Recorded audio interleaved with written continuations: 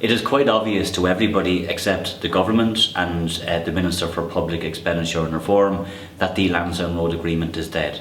We in Sinn Féin have consistently called for a new agreement, but a fair agreement, and that agreement needs to be put in place as soon as possible. We're calling on the government to immediately enter into negotiations with all public sector trade unions.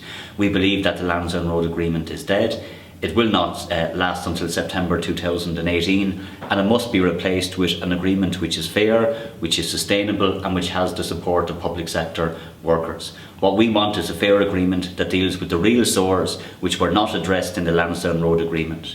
And the government must step up to the plate. It must give leadership. It must deal with the issues of equal work for equal pay. It must set out a roadmap for pay restoration for those on low and middle incomes. It must make sure that all members of the public sector, including members of An Garda Síochána, are entitled to collectively bargain and to be represented by their representative groups at the table, and also that the state becomes a living wage employer. And these are the foundations which must underpin any new agreement. So what needs to happen is the government needs to step up to the plate, show leadership, engage in direct discussions and negotiations with all trade unions, and put in place not a two-tier agreement, but one which deals with the real issues which are affecting public sector workers at this point in time.